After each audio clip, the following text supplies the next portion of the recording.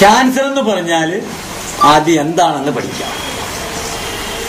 Cancer എന്ന് പറഞ്ഞാൽ കോശങ്ങളുടെ അമിത വാർദ്ധക്യമാണെന്നാണ് WHO 2009 ശേഷം പ്രസിദ്ധീകരിച്ചിരിക്കുന്നത്. അതിലിപ്പോ 2009 പറഞ്ഞിരിക്കണേ കോശങ്ങളുടെ അമിത വാർദ്ധക്യം. 2009 മുമ്പ് വരെ പറഞ്ഞത് കോശങ്ങളുടെ അമിത വളർച്ചയാണെന്നാണ്. അന്ന് നടക്കുന്ന അതേ കീമോയും റേഡിയേഷനും ഓപ്പറേഷനുമാണ് ഇപ്പോഴും നടക്കുന്നത്. ഒരു വ്യത്യാസമില്ല. അപ്പം ആയുർവേദത്തിന് പണ്ട് ആചാര്യന്മാർ ഇതിനെ വിദ്രതയും അർബുദത്തിനകത്ത് പെടുത്തിയിരുന്നു. അത് രണ്ടിനും ആയുർവേദത്തിൽ മരുന്നുണ്ട്. നിസാര മരുന്നുകളെ കൊണ്ട് ചികിത്സിച്ചിരുന്നു.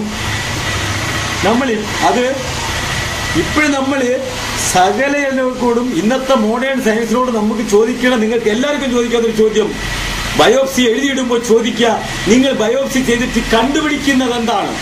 ക്യാൻസർ എന്ന് പറഞ്ഞാൽ കോശങ്ങളുടെ അമിത വാർദ്ധക്യമാണെങ്കിൽ വാർദ്ധക്യം കണ്ടുപിടിക്കുന്ന വിഷയം ഇന്ന് വരെ ലോകത്താരെങ്കിലും കണ്ടുപിടിച്ചിട്ടുണ്ടോ?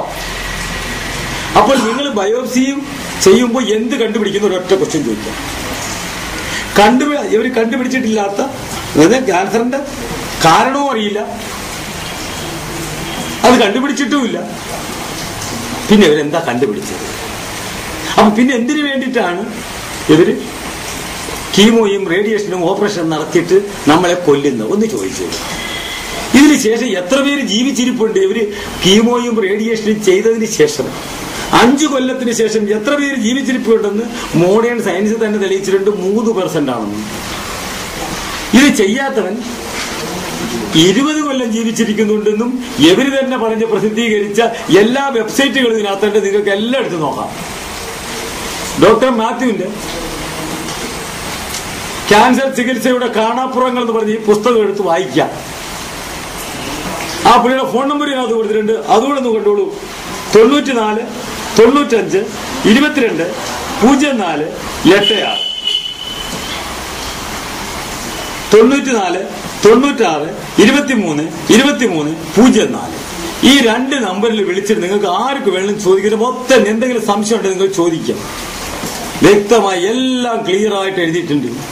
ക്യാൻസറിനെ ചികിത്സിക്കുന്നവരാണ് മരിക്കുന്നത്, ചികിത്സിക്കാത്തവൻ മരിക്കുന്നില്ല. ഇത് നമ്മൾ പറയണം. ഇവർക്ക് ആർക്ക് വേണമെന്ന് ചോദിക്കണ്ട.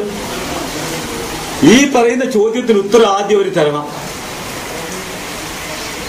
ബ്രസ്റ്റ് ക്യാൻസർ എന്ന് പറയണം.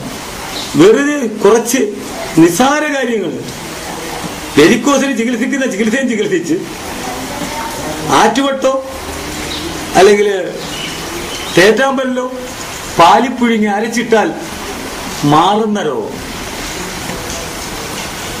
തേറ്റാമ്പല്ലോ അരച്ചിട, ആറ്റുവട്ട് ഒരു വലിയ സാധനം, അത് അരച്ചിട്ടാ മാറും. പ്ലേറ്റ്ലെറ്റിന്റെ കൗണ്ട് കുറഞ്ഞാൽ പപ്പങ്ങയുടെ ഇല മതി.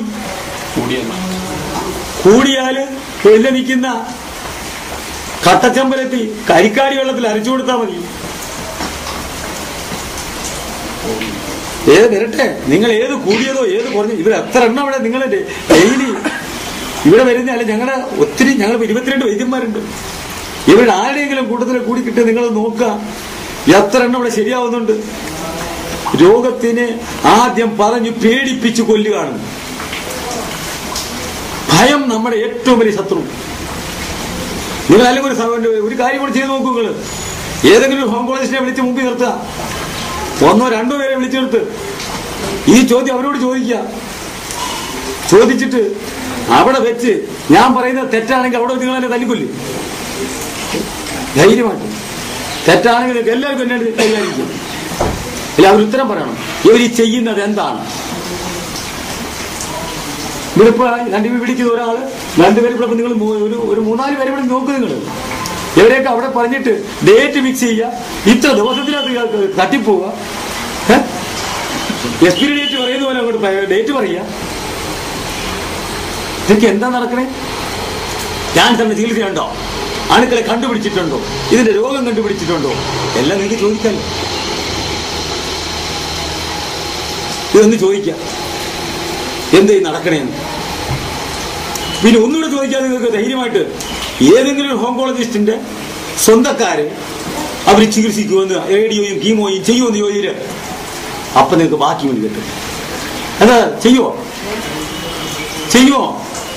ഇല്ല. ഒരൊറ്റ ഓങ്കോളജിസ്റ്റും അവന്റെ സ്വന്തം ബന്ധുക്കളുടെ പുറത്ത് ഈ ടെസ്റ്റ് നടത്തൂല. കാരണം അവർക്കറിയാം ഇത് അപകടമാണെന്ന്. നമുക്കൊന്ന് തിരിച്ച് ചിന്തിക്കാൻ സമയമായില്ല. ഒന്ന് ചിന്തിച്ചൂടെ? എല്ലാവരും കൂടെ പറഞ്ഞ് പെരട്ടി പേടിപ്പിച്ച് നമ്മളെ കൊല്ലുക.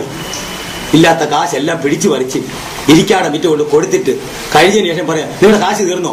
എന്നാൽ ഞങ്ങളുടെ പരിപാടി കഴിഞ്ഞ് കൊണ്ടുപോകോളൂ. ചെല്ലുമ്പോഴേ പറയും അത് ഉടനെ റേഡിയേഷൻ കീമോ എല്ലാം പറഞ്ഞ് നമ്മളെ വിരട്ടി ഇപ്പൊ തുടങ്ങിക്കോല്ലേ നാളെ കാശ് പോവും. നിങ്ങൾ എന്റെ വെബ്സൈറ്റിൽ ഒന്ന് കയറ്. എത്ര എണ്ണത്തിനെ ഞാൻ ഇട്ടിട്ടുണ്ട്, നെറ്റിൽ കേട്ടിട്ടുണ്ട്. ഒന്ന് കണ്ടു നോക്കി നിങ്ങൾ. അവരെല്ലാം അവർ സത്യം വിളിച്ചു പറയും. അവരെല്ലാം കൂടെ വിളിച്ചൊരു മീറ്റിംഗ് കൂട്ടാമെങ്കിൽ ഇതെല്ലാം ഈ ഇവരെ കള്ളം എല്ലാം പുറത്തിയാണ്. കൊടുക്കുന്ന സാധനം ക്യാൻസറിന്റെ പൈസ കൊണ്ടല്ല ചികിത്സിക്കുന്നത്, മരുന്നുമല്ല. വെറും നിസാര സാധനങ്ങളാണ് ക്യാൻസറിന് കൊടുക്കുന്നത്.